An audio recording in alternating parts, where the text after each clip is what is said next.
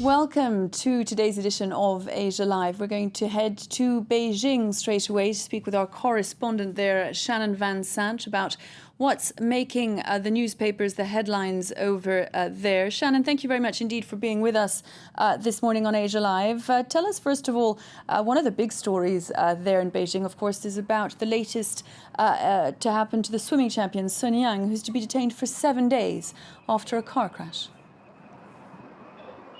That's right. As you said, making the headlines across China today is this man. He's an Olympic swimmer. His name is Sun Yang. And as you mentioned, he's been detained for 7 days following a crash between his Porsche that he was driving and a city bus.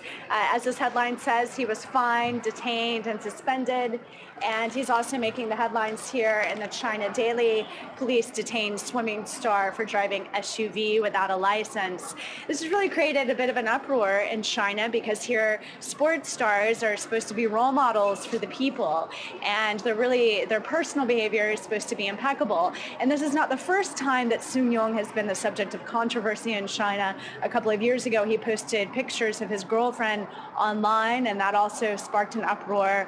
So this latest car crash and the subsequent detention is also creating a lot of waves here in China and in the Chinese media. And the media coverage has been very critical of him and his sort of morals and ethics and behavior in this matter. What's not making the headlines today, though, in China is Eric Schmidt's comments to the South China Morning Post today. Eric Schmidt, of course, is the head of Google. He's an American executive, American businessman, and he was in Hong Kong earlier this week when he granted an interview to the South China Morning Post, and he criticized China for its lack of internet freedom, and he also decried the country's one-child policy. So this is quite significant, of course, because Google was basically booted out of China a couple of years ago. Anyone who logs onto Google from mainland China is then redirected to google.com/HK. It's redirected to a server based in Hong Kong. So Google has had a lot of problems with the Chinese leadership in the past, and for Eric Schmidt to be making these very critical remarks of the Chinese government amidst a current campaign by the Chinese government to crack down on activists of all kinds, but especially on internet users. There have been a lot of steps over the last several months by China to crack down on people using the internet to sway public opinion or to express opinions that are critical of the government. It's quite significant that he made these comments in this interview in Hong Kong. Thank you for that, Shannon. We're going to take a look now at the issue of English, the English language in Hong Kong. A growing number of children in the former British territory are learning to speak English like an American, with most of their parents now believing that it's more relevant to have an American accent, than one from the southern Chinese city's former rulers, Britain. This report by Peter Hutchinson. Bleed. Creak. Creak. Creak.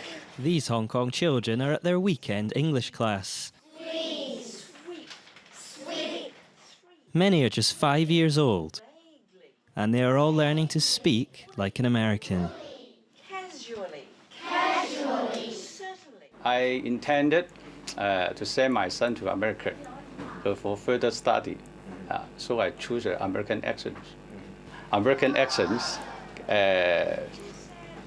is better for their employment in Western country.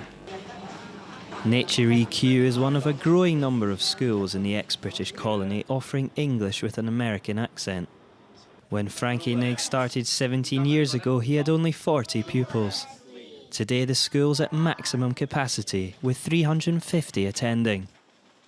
The sound of American English is so defined and clear and easy to teach and can be understood. I think it's getting more and more important, and maybe it's taking over the dominancy of British English. Yes. So I'm willing to learn. Totally. Very good. Totally. Experts say there are signs of a wider shift in attitudes towards accents in this southern Chinese city, some locals believing American enunciation is the most modern and appropriate for international business. They attribute the rise to an increased exposure to American culture. But on the streets of Hong Kong, many say a traditional British accent is more agreeable. We could understand both, but for what we speak the British accent. The British is better, I think. Whatever one's preference, these children certainly seem to be enjoying learning American English. Thank you very much to Shannon Van Sant, who's joining us there from Beijing for today's edition of Asia Live.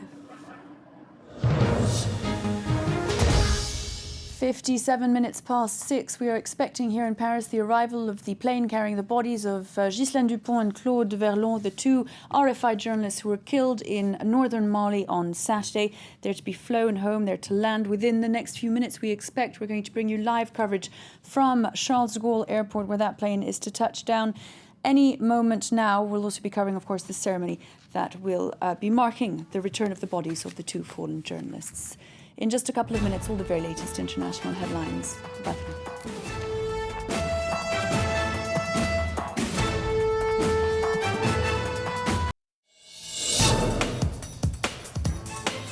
Chernobyl, April 26, 1986, the world's worst ever nuclear disaster. The impact was catastrophic. A 30-kilometer exclusion zone around the power station is still in place, but many of the worst affected villages are now inhabited again. A new town's been built to house the liquidators, the men and women called in to clear up the nuclear mess. Today, it has one of the highest birth rates and is top ranked as best place to live. Chernobyl Revisited on France 24 and France24.com.